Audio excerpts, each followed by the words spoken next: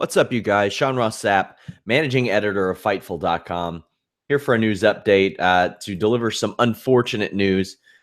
Former WCW and WWF star Tom Zenk, also known as Z-Man, has passed away at the age of 59.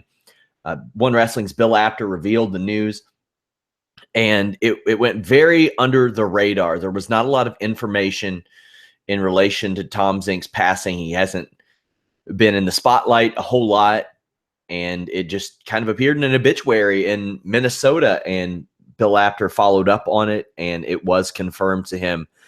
Very little information associated, but Tom Zenk, it's kind of a fascinating story. He came into pro wrestling in 1984, was befriended very early by Rick Martel and brought up to Canada.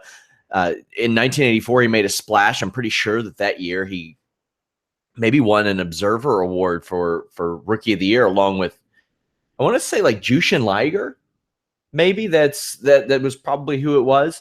And he got into WWF very quickly. And he was in AWA even quicker than that. So you're talking about a guy who was getting trained in like 84, I think, making his debut in 84, I should say. And then he's in the AWA in 85. He's in WWF in 86 with Rick Martel as the Can-Am connection. And they got a nice push. Like, this wasn't just like, oh, okay, well, here's this guy, Tom Zenk. It looked like these were going to be the guys that held the tag team championships, or at least looking back, it does. They had an incredible winning streak throughout 1987 too. I remember they came in and they would beat like guys like Moondog Spot and the Brooklyn Brawler, and then they did like a couple dates for All Japan here and there as well. But I remember in early '87 they were beating like the Killer Bees, Dan Spivey, and Pedro Morales. Like, they were winning tag team tournaments, and it looked like, or coming up short in tag team tournaments, rather. I remember the Hart Foundation beat them, but then Tom Zenk left abruptly, and he worked for New Japan for a little while, then resurfaced in WCW in 1989, and he met some nice success there. He became World Television Champion. He and Brian Pillman won the tournament to become the first WCW United States Tag Team Champions. He would team with, how about this one?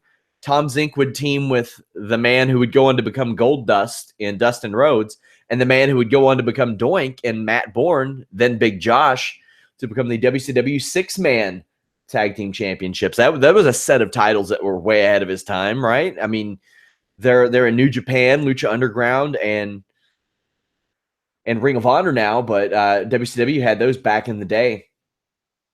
Tom Zenk passing away. He fell out of the spotlight. He got released in, I think, May of 94, and would work All Japan again a little bit, and then would go on and work in the AWF, and would retire at 37. And today, a lot of people don't retire at 37.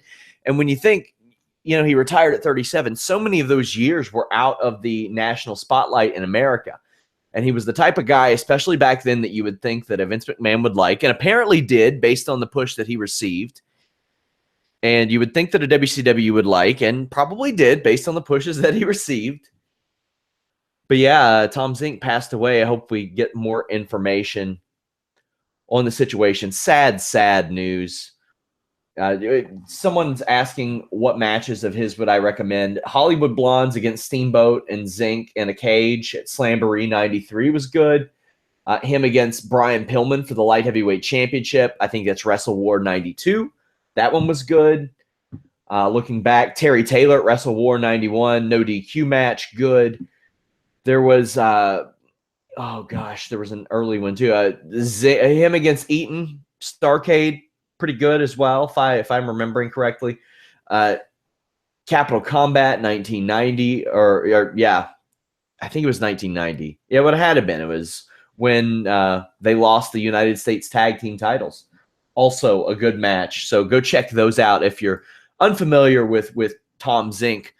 I remember Tom Zenk when I was a child. I had the action figure, and I would remember how the ring announcer would announce the Z-Man's name, really pronunciated and excited and stuff, kind of like you would hear Tony Chimmel do with Edge, or Greg Hamilton does with with Ty Dillinger, it's set him apart a little bit. It's the little things like that it can really add up. But Fightful wants to extend our condolences to his friends, his fans, his family. Very unfortunate news. May Tom Zenk rest in peace.